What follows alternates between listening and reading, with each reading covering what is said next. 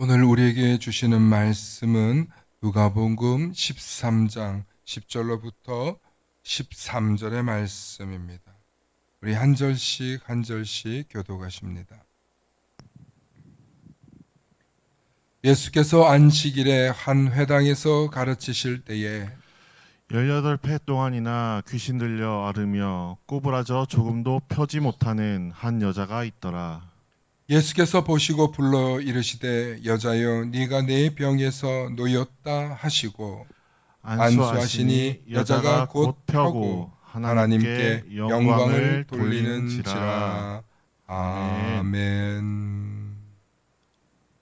오늘 주께서 안수하시니라는 제목으로 말씀의 은혜 나눌 때 하나님의 크신 은혜가 있기를 소망합니다. 주께서 안수하시니, 한 여인이 치유된 사건이 오늘 우리 말씀 가운데 있습니다. 우리가 예수님의 많은 이야기들이 있지만 그 중에서 예수님의 치유 사역에 대한 이야기를 들을 때 참 감사하고 또 소망이 생기고 귀한 말씀인 줄로 믿습니다. 그런데 꼭 이 치유 사건이 일어날 때마다 이 예수님의 한 행동보다 예수님 자체를 비난하거나 공격하는 그런 일들이 성경에는 일어나고 있는데, 오늘도 안식일에 회당에서 한 사람을 고쳤다 하여서 문제가 되고 있습니다. 우리 예수님은 유대인이십니다. 다윗의 족속이십니다. 그리고 우리 예수님은 이스라엘 사람이라고도 봐도 무방합니다. 그러다 보니까 이스라엘에 속해 있고 유대인이요, 또 무엇보다도 다윗의 후손이요, 이런 인물이다 보니까 예수님은 그 당시 이스라엘 민족들이 품고 있었던 그 틀 안에 예수님도 계셨다는 것이죠. 그런데 이 유대인들이 유대교라고도 하지 않았습니다. 그 당시만 해도 유대인들이 자신들의 신앙을 전수하는 곳인데 그게 바로 회당이에요. 회당. 음, 시나고게, 시나고그라고 하는 회당이에요. 오늘날 우리로 따지면은 교회와 같은 그런 역할을 합니다. 그러면 이 회당에 모여서 뭘 하냐? 평일에는 이 성경을 가지고 이 토론을 하는 이런 일들을 하고, 그리고 또 성경에 대해서 깊이 연구하는 랍비가 있어요. 그래서 성경을 가르쳐요. 그리고 이제 안식일이 되면 성경에 대해서 강론하고 그것을 듣는 시간, 또 노래도 부르고 또 시로도 그렇게 시조처럼 읊는 그런 시간들이 있습니다. 그래서 예수님께서도 똑같이 안식일에 회당에서 성경을 가르쳤다는 거예요. 근데 안식일에 성경만 가르치면 될 것이지 이 회당에 온 병자를 예수님이 고치신 거예요. 그러니까 예수님이 이 고쳐셨다는 소식을 듣고 해당장이 그런 일이 일어났어. 대단한 일이 일어났구만.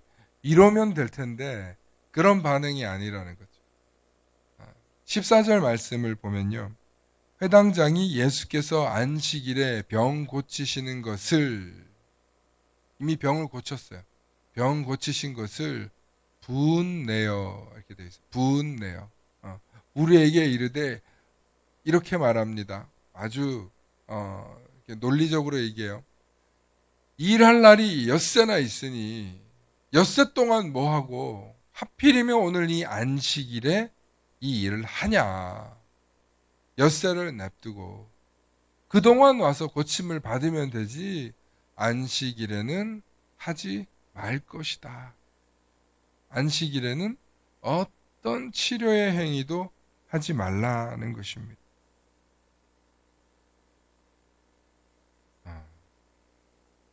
여러분 어떻게 생각하십니까? 안식일, 주일날 일주일 동안 시간도 많은데 왜 하필 주일날 와서 그걸 하냐 이거죠. 어.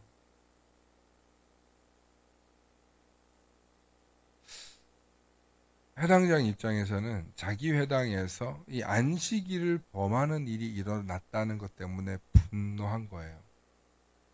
자기 회당에서.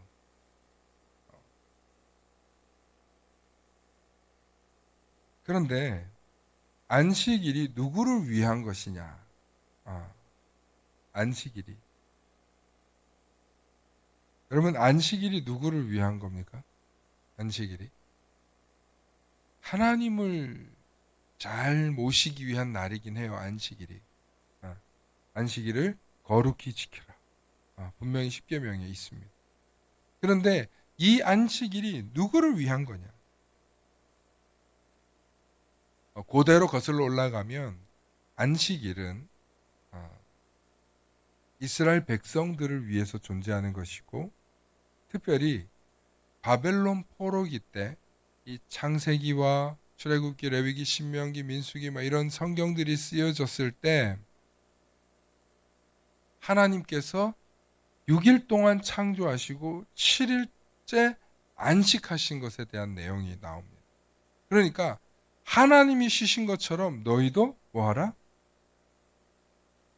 하나님이 쉬신 것처럼 너희도 안식하라는 거예요.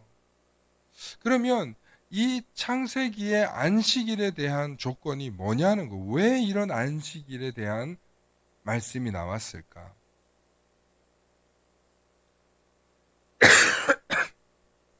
죄송합니다. 여러분, 이거는 제 얘기는 아니고 한 학자의 이야기입니다. 이스라엘 백성들이 이 바벨론의 포로로 가서 있어 보니까 노예의 삶이 아닌 거예요. 노예의 삶.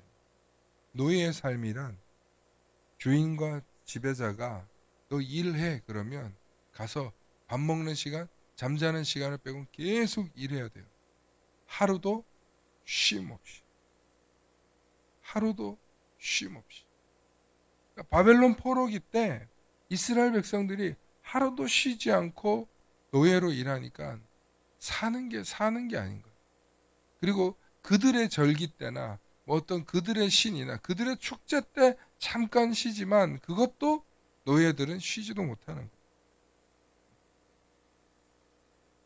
고대 사회에는 지배자와 힘을 가진 권력자들만 쉴 수 있었어요.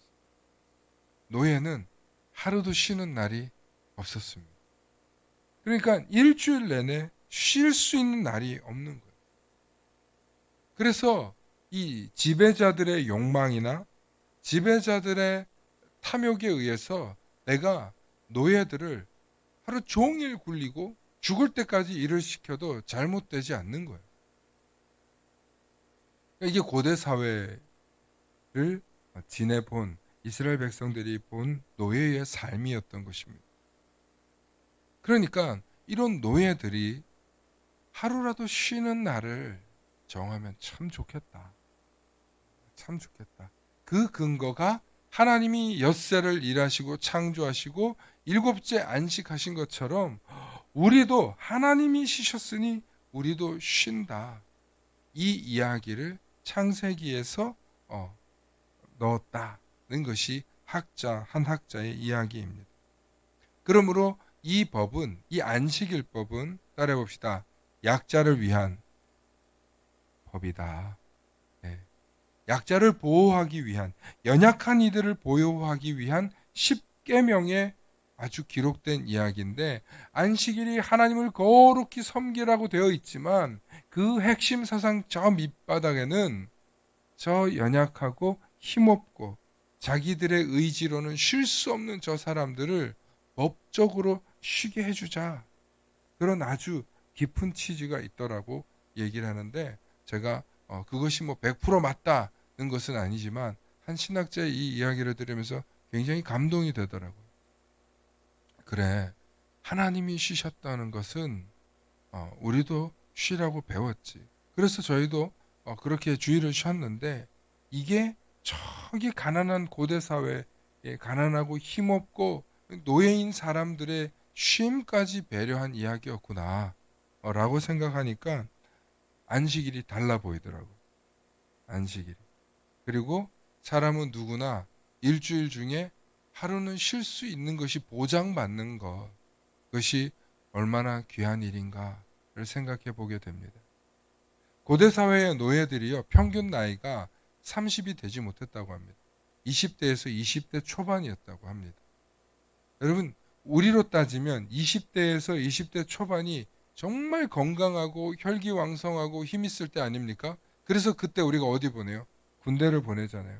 그런데 이 고대 사회는 이 노예들은 그 나이에 전쟁터 가서 죽죠. 그리고 전쟁터 안 가면은 노예로 일하면서 죽죠. 그러니까 이 몸이 죽을 때까지 일하는 거예요.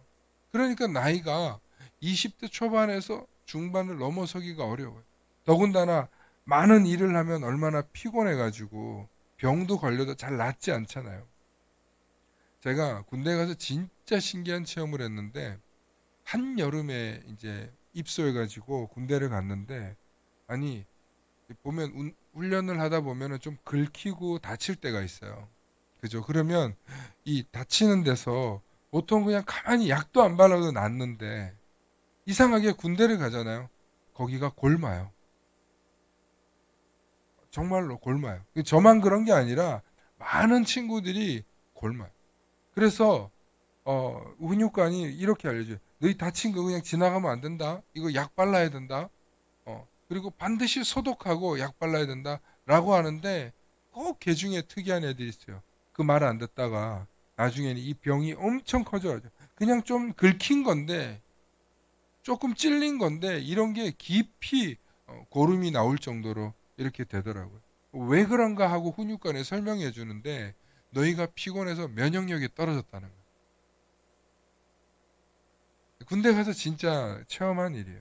군대를 가면 그렇게 피곤해요. 긴장되죠. 또 뭐 평상시에는 새벽에 깨는 일이 없는데 뭐 우리 같이 이제 훈련하는 사람들 그렇지만 모처를 몇 번을 나가잖아요. 하루에 두 번은 이 불침번을 서는 일들을 한단 말이에요. 그게 얼마나 귀찮은 일인지 몰라요. 그러니까 계속 몸이 피곤해요.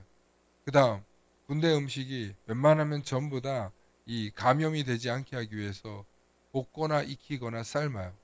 그러니까 영양소가 이 비타민 영양소가 다 파괴됩니다. 그래서 나중에 이제 훈련소로 비타민 보내라, 뭐 면역력 그런 뭐 비타민들 보내라 해서 막 그때부터 먹기 시작하면 이후에는 괜찮아집니다. 근데 처음 병으로 훈련받는 그 몇 달의 시간 동안에는 아무것도 보급이 되지 않거든요. 그러니까 거기서 다치거나 뭐 하면 진짜 신기하게 그냥 그 빨간 약만 발라도 낫던 게 거기 가면 안 나아요. 네. 그래서 참 신기했습니다. 왜 그렇다고요? 면역력이 떨어지고 극도의 피로감이 있기 때문에. 그러니까 노예들도요, 쉬는 날 없이 계속 이 부림을 받으면 살 수가 없는 거예요. 그래서 고대 사회를 연구하니까 노예들의 평균 이 생명이 25세를 넘는 사람이 없었대요. 그러니까 이 노예들이 쉴 수 있고 이 약자들이 쉴 수 있는 법을 만든 게 안식일법이라고 한다면 정말 안식일법이 대단한 법이라는 거예요. 대단한 법이라는 거예요. 그리고 그걸 신의 명령으로 제정한 거니까 얼마나 귀하고 값진 것입니까? 그런데 이 안식일법이 오늘 성경에서 말하는 대로 정말 약자를 보호한다거나 약자를 보호하는 개념의 취지를 가지고 있지 않아요. 오늘 본문 말씀을 볼까요? 18해 동안이나 고통당하는 여자의 이야기가 나옵니다. 18해 동안 꼬부라져 가지고 고통당하는 여자예요. 여러분, 이 사람이 불쌍한 사람입니까? 아니면은 전혀 불쌍하지 않은 그런 사람입니까? 누가 봐도 불쌍한 사람이죠. 누가 봐도 약자잖아요. 누가 봐도 연약한 사람이잖아요. 그러니까 이 연약한 이 여인을 대하는 태도가 엿새 중에 하루 더 있다가 고치면 되지 라고 말하는 사람과 예수님 뭐라고 말하냐면 이 여자도 아브라함의 딸이다. 18년을 고생했는데 오늘 여기서 고쳐주는 게 뭐가 나쁘냐? 라고 예수님이 말씀하시면서 지금 이 18해 동안 고통당하는 여인의 왜 치료해야 되는지에 대한 취지를 분명히 말씀하고 있습니다. 앞서 제가 안식일의 취지에 대한 내용하고 같습니까? 다릅니까? 네? 공통점이 있죠. 약자를 보호하기 위한 것이 안식일의 시작이라고 말씀드렸잖아요.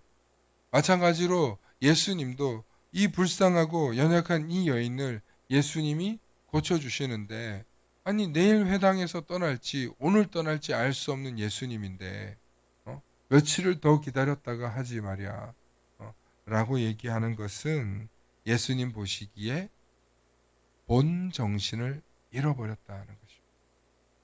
본 정신을. 그럼 우리가 이 살면서 미숙할 때는요, 사람들이 원칙을 굉장히 따집니다. 룰이 있어야지, 틀이 있어야지 라고 만듭니다. 오늘 새벽에 제가 보낸 메시지를 보내면서 이런 이야기를 했는데, 여러분 칼빈에 대한 이야기를 좀 잠깐 하려고요. 여러분 칼빈이 누구예요? 존 칼빈. 존 칼빈이 누군지 아세요? 장로교의 아버지라고 불리는 존 칼빈, 프랑스어로는 장 칼빈인데, 여러분 존 칼빈이 프랑스 위그노 출신이에요. 그런데 이 스위스 제네바로 가서 개신교 신앙, 그러니까 이제까지 가톨릭 신앙이 아니라 개신교 신앙을 받아들이는 일에 적극적으로 앞선 나라가 스위스 제네바예요. 그런데 이 제네바에 가서 프랑스인인 위그노 출신인 장 칼빈이 가서 보니까 정말 이 도시는 개신교로 살기 위해서 똘똘 뭉쳤어요. 그런데 틀이 없어. 아직 존 칼빈이 여러분 가톨릭을 가지고 있었던 사람이니까 그 사람을 목사라고 하기도 그렇고, 그 사람을 신부라고 하기도 그렇고, 그 사람이 어떤 사람이다라고 하기도 그래요. 그런데 나중에 제네바에서 그가 열심히 연구한 것을 신학의 자료로 만들어서 그것을 가르치게 돼서 그는 사실은 학자이자 교수에 가까운 사람입니다. 그런데 이 존 칼빈이요, 기독교 강요라는 것을 쓰게 되는데 스위스 제네바 안에서 룰을 정합니다. 룰을 정해. 기독교인은 이렇게 살아야 한다. 개신교라면 가톨릭이 지금까지 잘못해왔던 거 따라가지 말고 개신교도라면 성경에 빗대어서 이렇게 하는 것. 그러니까 철저히 성경에 빗대어서 룰을 정합니다.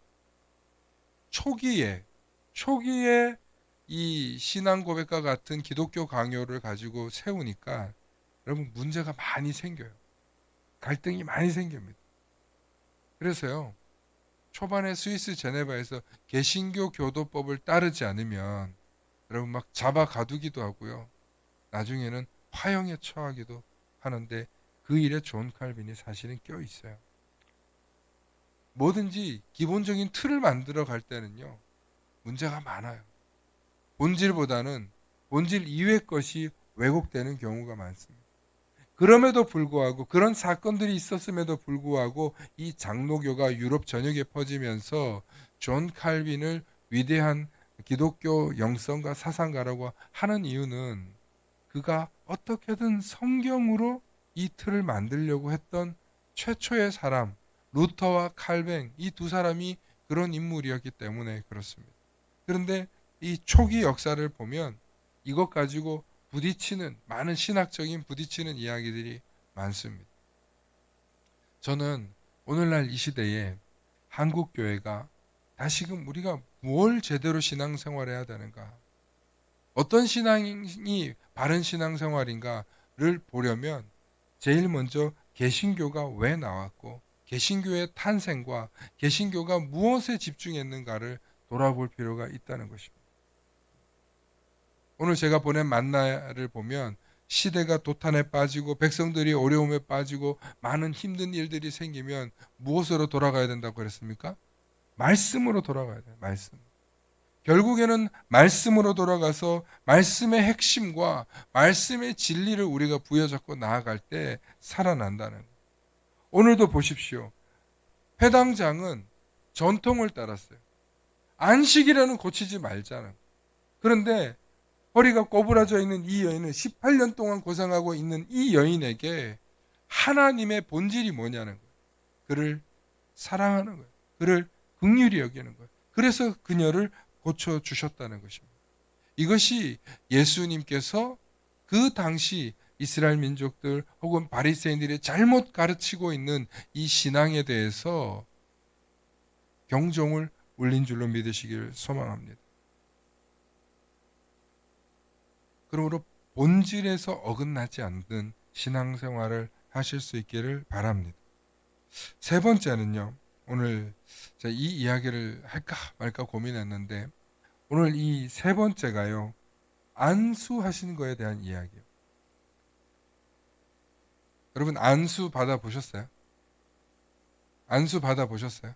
안수 안 받아보신 분은 없죠. 우리 장로님 안수 받아보셨고 또 뭐 목사님들의 축복 안수 이렇게 받고 그랬잖아요. 여러분 안수의 근거가 어디서부터 오는지 아십니까? 언제부터 안수가 있었는지 아십니까?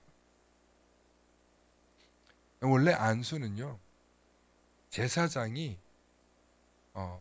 우리의 죄를 대신하여 죽는 소나 짐승들 머리 위에 죽음의 제물 앞에 두고 시작했던 게 안수예요.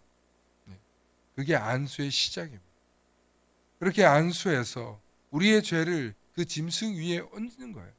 그래서 이것이 각을 두고 뭐 번제를 한다든지 뭐 태운다든지 제사를 지내서 우리의 죄값을 피를 흘려서 죄를 대신하는 것의 그 시작이 됩니다.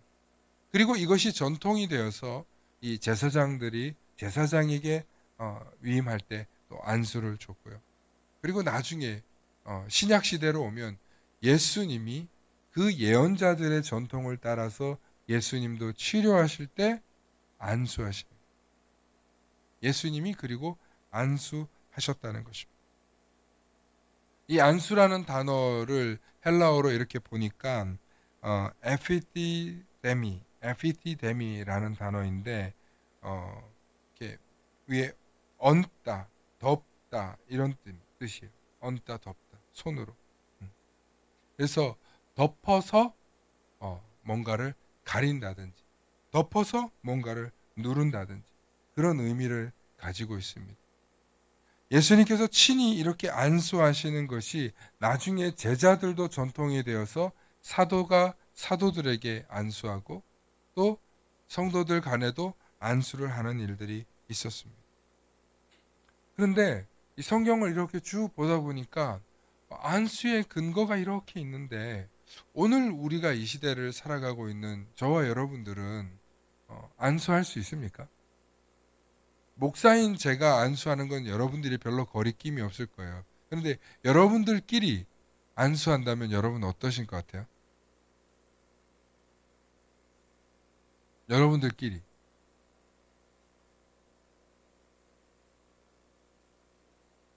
기분 나쁠 것 같아요?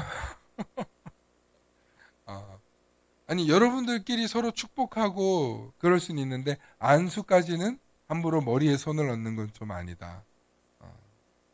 여러분 어떤 선교단체들은요 서로 또 안수해주는 단체들도 있어요. 저는 여기서 좀 중요한 대목을 얘기할 것 같아요. 제가 칼빈도 봤는데요. 칼빈의 기독교 강요를 보면요. 안수는 이 제사장의 전통을 이어서 내려온 것이고 예수님과 사도들에 대한 이야기를 쭉 설명합니다. 제가 방금 얘기한 거 똑같이 설명합니다. 그런데 목사와 장로와 집사와 성도의 구분을 안수로 했대요. 그러니까 목사에게만 안수의 권한을 주고 나머지들에게는 안수의 권한을 주는 것이 완전히 틀렸다는 것은 아닌데 이렇게 전통을 만들어가는 것이 좋겠다 하고 권면을 했다는 것입니다. 중요한 것은 정말 중요한 걸 말씀드립니다. 안수는요 하는 사람보다 받는 사람이 중요합니다. 따라서 안수는 하는 사람보다 받는 사람이 더 중요하다. 여러분, 예수님께서 이 18년 된 병자를 안수하실 때 18년 된 병자가 어떤 마음이었겠습니까? 정말 고쳐주셨으면, 내 병을 고쳐주셨으면 하는 간절한 마음도 있었겠잖아요. 만약에 18년 된 병자가 나 싫은데 저 사람 왜 와서 나 누르는 거야? 여러분, 그런다면 역사가 일어났겠습니까? 우리가 안수 받을 때, 저도 그렇지만 안수 받을 때 정말 정성 들여 기도해 주시는 목사님의 안수를 사모할 때 받는 거 아닙니까? 사모할 때. 사모하는 마음으로 받지 않습니까? 이거 남들 다 받는데 나 이거 안 받으면 나만 이거 이상한가 보다 해서 받으시는 분들도 있을 수 있어요. 네. 실제로 제가 청소년 시절에 어떤 목사님 오셔서 안수를 하는데, 우리 그 청소년 부서인데 교회 온 지 얼마 안 됐고 낯서니까 안 받으려고 그러는 거예요. 근데 남들 다 받으니까 이거 안 받기 뭐 해가지고 받았다 하더라고요, 제 친구가. 그럴 수도 있어요. 그런데 여러분, 안수는요, 하는 사람의 능력도 중요하지만 받는 사람의 사모하는 태도가 먼저인 줄로 믿습니다. 제가 일전에 김장환 목사님하고 조용기 목사님하고 한 이야기 한번 얘기로 든 적이 있어요. 김장환 목사님은 안수하고 기도하고 그래도 환자들이 별로 안 났는데, 도대체 이 순복음교회 교인들은, 조용기 목사님네 교인들은 왜 이렇게 기적들이 자주 일어나냐고. 그러니까 조용기 목사님이 빙그레 웃으면서 저보다 안수받는 우리 성도들이 나음 받을 줄 믿으면서 안수를 받는, 고침 받을 줄 믿으면서 정말 간절히 열망하고 사모하기 때문인 거 아니겠냐고. 어떻게 김 목사님하고 나하고 능력이 다르겠냐고. 능력은 하늘에서 부어지는 건데 라고 겸손하게 이야기했다고 말씀하십니다. 거기서 보면 맞아요. 안수를 받는 사람의 태도가 훨씬 더 중요한 거예요. 내가 오늘 축복을 받으리라, 오늘 내가 마음을 받으리라, 오늘 내가 고침을 받으리라 간절히 사모하고 열망하며 그 말씀대로 될지어다 하고 순종하며 나아갈 때 거기에도 능력이 임하는 줄로 믿습니다. 그래서 예수님께서 자주 말씀하셔요. 내 믿음이 너를 구원하였다.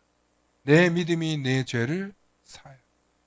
예수님 그렇게 말씀하신 데는 이유가 있어요. 우리의 간절함에 능동적으로, 수동적으로 받는 게 아니라 능동적으로 주님의 치료를, 주님의 능력을, 성령의 역사하심을 사모하라는 것입니다. 사랑하는 성도 여러분, 오늘 많은 이야기가 있었습니다. 18년 된 병자를 고치는 가운데 안식일 이야기도 있었고 안수에 관한 이야기도 있었습니다. 성경을 풀어서 가르쳐 드리는 제 입장에서 보면 정말 우리가 알아야 될 것들이 참 많아요. 그런데 이 모든 것의 핵심은요, 우리가 이걸 사모해야 된다는 거예요. 안수도 사모해야 되고 고침받는 것도 사모해야 되고 또 안식일을 지키는 일도 우리가 주님을 사모하면서 나아갈 때 그 본질에서 훼손되지 않는 거지. 다 귀찮아. 그냥 나는 시키는 대로 할 거야. 전통적으로 하라는 대로 하면 되지. 주님이 원하시는 건 그게 아닙니다. 우리의 신앙생활도 어쩔 수 없이 하는 게 아니라, 수동적으로 하는 게 아니라 정말 능동적으로 사모하는 마음으로 하실 수 있기를 축원합니다. 그렇게 될 때 우리의 신앙도, 우리의 믿음도 더욱더 자랄 뿐만 아니라 우리의 믿음의 가운데도 효과도, 능력도 더 능히 나타나게 되는 줄로 믿습니다. 그러므로 주님이 베풀어 주시는 그 은혜를 정말 사모하시면서 또 능동적으로 실천해 나아가실 수 있는 저와 여러분들 되시길 소망합니다.